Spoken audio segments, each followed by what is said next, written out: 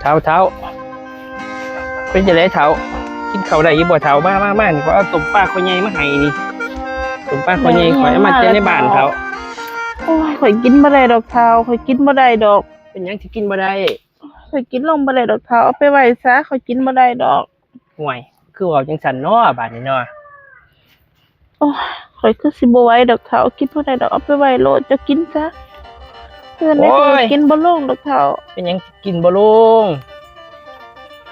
กินก่อนลูกขึ้นกินก่อนกินบ่ได้ดอกเท้าข่อยกินบ่ได้อีหลี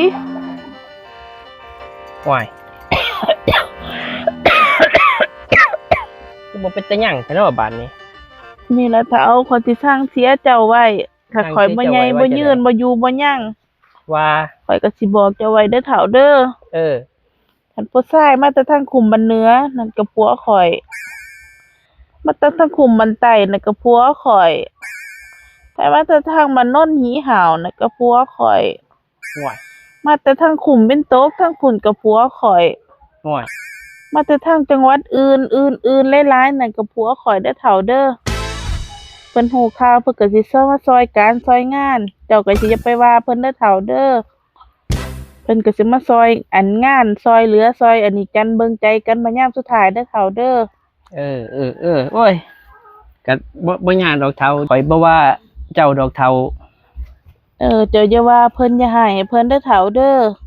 ข่อยไปรักเล่นกับเพิ่นตั้งแต่สมัยเขาเป็นสาวพุ่นล่ะเพิ่นก็สิมาซอยการซอยงานเบิ่งเอากันแย่งเอากันเด้อเฒ่าเด้อ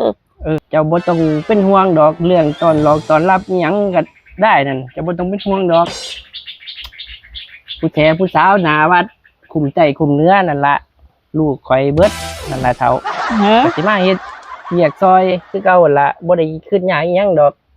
ต้อนรับแบบดีคือเก่านั่นล่ะลูกข่อยทั้งคุมเนื้อคุมใจนั่นล่ะฮะเด็กน้อยหมู่ผู้สาวอันมาเล่นเฮือนเฮาตึมๆนั่นลูกเจ้าบ่เฒ่าแม่นเฮานั่นล่ะแต่ว่ามัน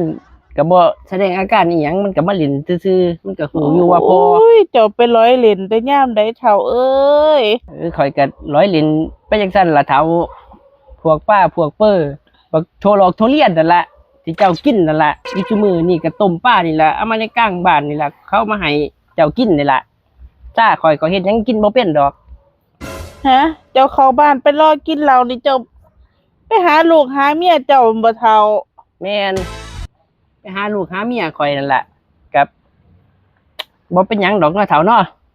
ก็ถือว่าอันนี้กันล่ะเนาะฮักแพงกันคือเก่าเดี๋ยวข่อยก็สิดูแลดีๆเฒ่าเอ้ยต้นปลาคอนี่เจ้าได้มาแต่ไสเกาะมาแต่กลางบ้านนั่นล่ะกลางบ้าน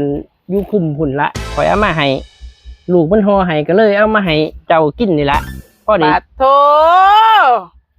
นี่แล้วเขาไปรอไปหากินเหล้ากินหยังนี่ไปหารอหาเล่นหาเซิงมีลูกมีเมียอยู่นำบ้านซั่นบ่เดี๋ยวนี้โอ้ยขนาดเจ้ายังมีเนาะข่อยก็มีด้วยแกมานี่สิกิน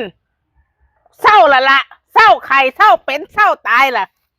ก็จะอยู่สู่กับมึงอยู่นี่ล่ะแกมาเศร้าเลยแม่นบ่เศร้าแล้วปูโพด